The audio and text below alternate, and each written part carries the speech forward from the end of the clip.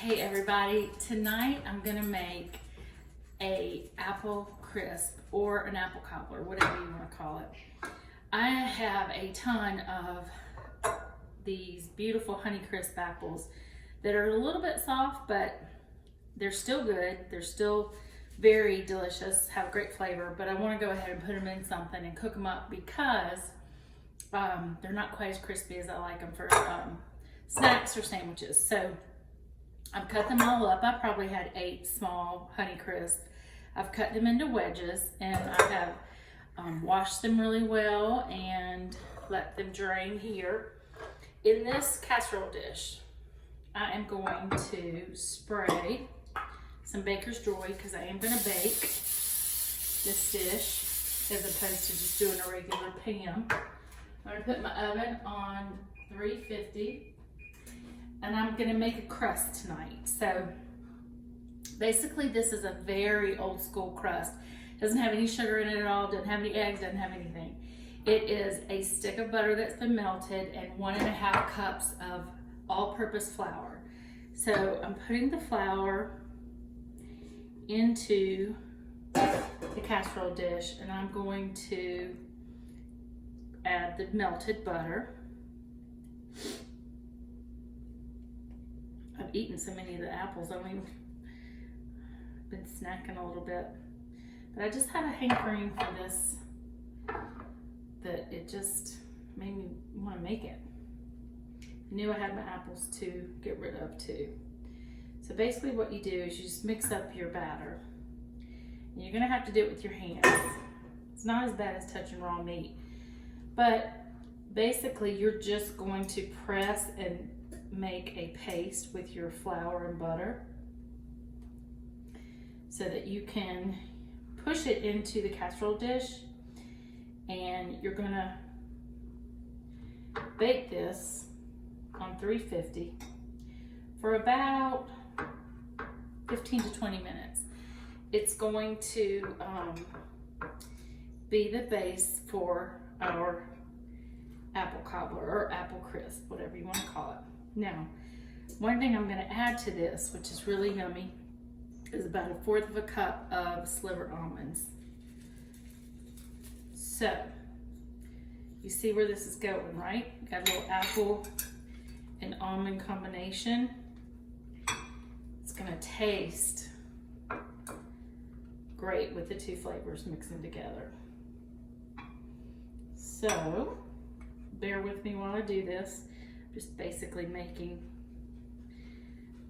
a dough ball, really.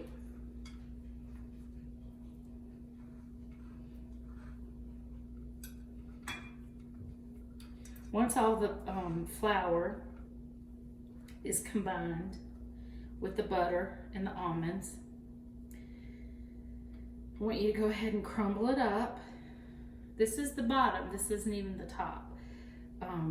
This is just your base. Crumble it and press it down and make yourself a pie crust. Doesn't have to be perfect. You want it to be even though, so go ahead and try to pound it out evenly. And it's going to be kind of thin, and that's okay. This is just going to give you that extra added flavor at the bottom.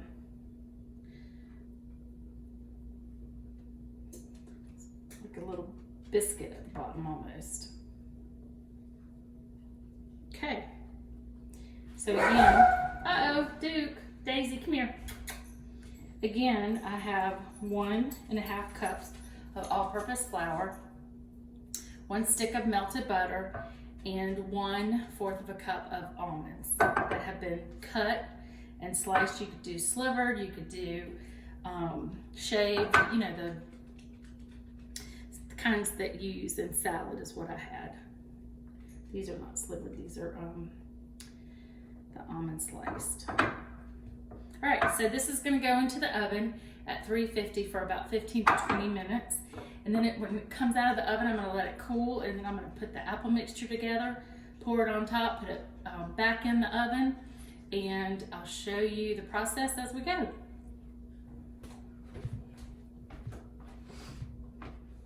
Okay guys, so we have the crust for the bottom of our apple dessert ready to go. It is only about half cooked, so you want to make sure that you don't cook it all the way, because when you put your apples in and you get everything ready to go and put it back in the oven, you don't want it to burn or be overcooked. So I've cooked it about halfway. It was probably about 10 or 15 minutes. I just kind of watched the nuts to see how they browned. Over here, I'm gonna let this cool, and it smells so good. All right, to go with my apples, I am going to combine 1/4 cup of sugar. You can also use a sugar substitute with this if you don't want to add the sugar. Swerve makes a great brown sugar and granulated sugar substitute. So if you want to cut all the sugar out and just do the natural apple sugar, that is fine too. 1/4 cup of light brown sugar as well. I've got 1½ sticks of butter, but boy is it good.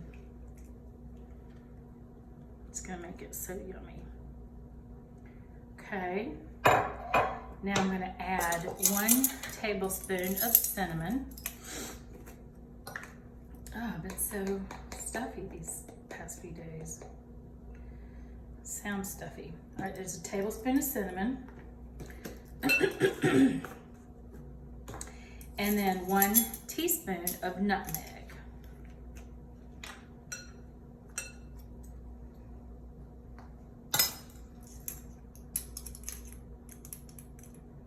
Okay. Now, because I think it needs it, I'm gonna add some fresh lemon juice, and I'm not even gonna measure, but I'll probably do at least, I'll do 2 tablespoons of lemon juice. So I think it'll help with the flavor of the apples and make it nice and fresh and crispy. And a couple of tablespoons of pure honey. If I can get it open.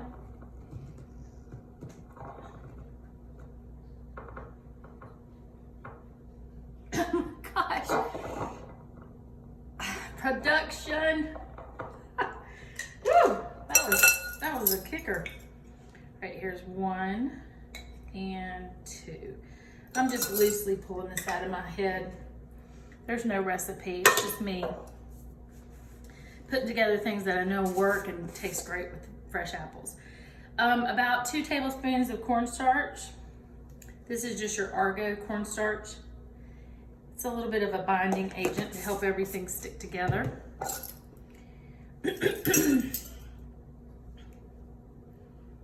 Okay, so everything's here.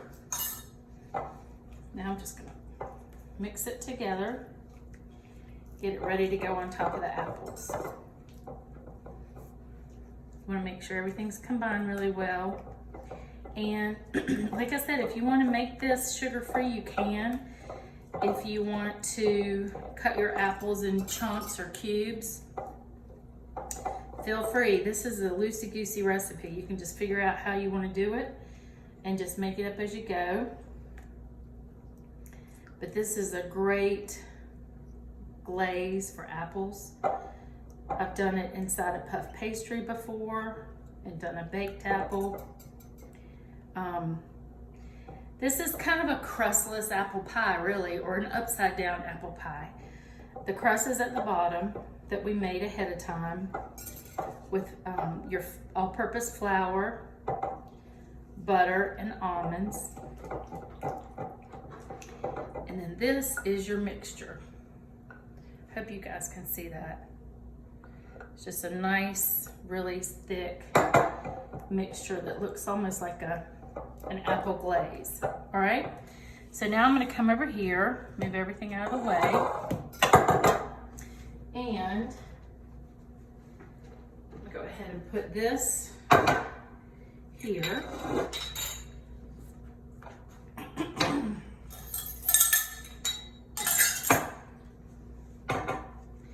I've got my oven at 350 and I'm gonna put this back in, but for right now, before these apples turn too much, I'm gonna go ahead and put the mixture of apples in here. on top of the crust that we made. This is gonna be big and hearty because, like I said, I had a ton of apples left over, but they were all small.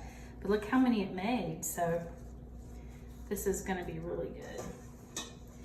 I always end up giving most of it away or taking it to a neighbor. So if you're one of my neighbors and you want a bite, let me know. Okay, so here is the way it looks with the apples on top, with the crust at the bottom, with the almonds, almond crust at the bottom. Now,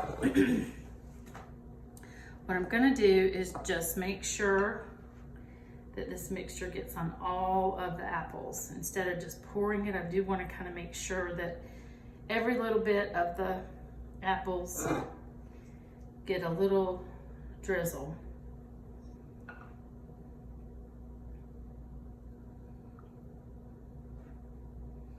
That's gonna all cook down for about 40 minutes at 350. And you just watch it. If you want to add a little bit of rolled oats to it, you can. Some be good. I just didn't want to add the extra carbs. I've got enough at the bottom and enough sugar going on here. All right, so everything's got a little taste. Now I'm gonna just get rid of the rest, make sure it's combined well. Gator's grilling a steak.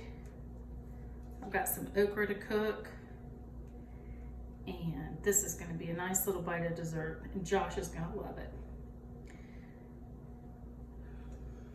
With the exception of the nuts, he won't eat the bottom part because he's allergic. So here is what it looks like before you go into the oven. Okay, it smells so good. It smells like an apple fritter. It's delicious. Already, I can just tell. All right, so this is gonna go in, like I said, for 350 for about 40 minutes, and I will show you a picture of what it looks like when it's finished cooking, and hopefully you're gonna enjoy it just as much as I am. Don't have any vanilla ice cream, but wouldn't that be good? So enjoy, and I hope you guys have a great night. Okay, here is our apple dessert. Just came out of the oven. Looks amazing, smells amazing. I am going to serve it up. Get through that crust at the bottom. You know what, we may need to take the, can you see the crust on the bottom, the way that it's stuck to the apples and how yummy. It's just nice and light. So these are baked apples, basically with a yummy crusty bottom. And then what's gonna make it really good is the Ready Whip. Of course I would do that, would never do that. Okay. All right, so here is our little dessert. Is that a good shot? Yep, okay. It's got a yummy little crust with almonds and butter. It's just gonna be delicious. How could anything with all this butter not be good?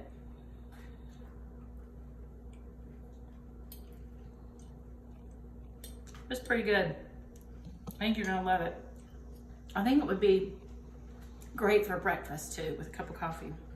So I hope you enjoy it. It's really good, it's really light, it's not that heavy, and it's perfect to get rid of a lot of apples that you have that you need to cook up, and it's a wonderful summer dessert.